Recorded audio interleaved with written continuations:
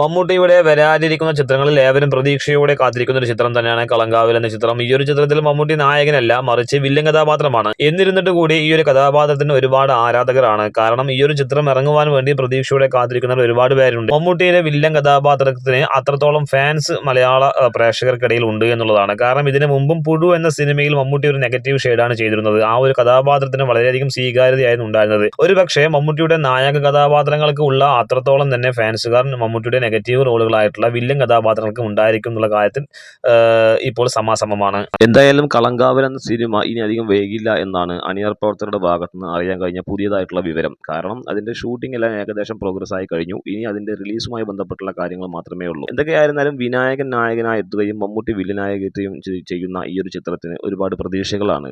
മമ്മൂട്ടിയുടെ ഇതുവരെ കാണാത്ത രീതിയിലുള്ള നെഗറ്റീവ് റോളാണ് എന്നാണ് അറിയാൻ കഴിയുന്നത്. ഒരുപക്ഷെ മലയാളത്തിൽ നിന്നുള്ള മറ്റുള്ള നടന്മാർ തിരഞ്ഞെടുക്കാത്ത രീതിയിലുള്ള പുതിയ സ്ക്രിപ്റ്റുകൾ ആണ് ഇപ്പോൾ മമ്മൂട്ടി തിരഞ്ഞെടുക്കുന്നത്. കാരണം ഒരു മലയാളത്തിലെ ലീഡ് ആക്ടറായിട്ടുള്ള, ഇതിനേറെ പറയുന്നു സീനിയർ ആക്ടറായിട്ടുള്ള ഒരാൾ ഇതുപോലുള്ള നെഗറ്റീവ് കഥാപാത്രങ്ങൾ സെലക്ട് ചെയ്യണമെങ്കിൽ അതിൻ്റെ പിന്നിൽ ആ ഒരു കഥയ്ക്ക് നല്ല ഒരു ബോൾഡായിട്ടുള്ള ഒരു സ്റ്റോറി തന്നെ ഉണ്ടായിരിക്കണം. അല്ലെങ്കിൽ സമൂഹത്തിന് എന്തെങ്കിലും നല്ല നല്ല കാര്യങ്ങൾ, അതായത് പുതിയൊരു വേഷപ്പകർച്ചകൾ മലയാള സിനിമയ്ക്കും പ്രേക്ഷകർക്കും സമ്മാനിക്കുക എന്നുള്ള വ്യക്തമായിട്ടുള്ള ഒരു കാഴ്ചപ്പാട് തന്നെയാണ് മമ്മൂട്ടിക്കുള്ളത്. അതുകൊണ്ട് തന്നെയാണ് ഇത്തരത്തിലുള്ള സിനിമകൾ അദ്ദേഹത്തിന് ചെയ്യാൻ തന്നെ ഒരു പ്രചോദനമായിട്ടുണ്ടാവുക എന്ന് കരുതണം. അങ്ങനെ കളങ്കാവൽ വരികയാണെങ്കിൽ വിനായകനാണോ മമ്മൂട്ടിയാണോ ഏറ്റവും കൂടുതൽ ആ ഒരു പടത്തിൽ സ്കോർ ചെയ്യുക എന്നുള്ളത് നമുക്ക് നോക്കിക്കണ്ടേ പറ്റൂ.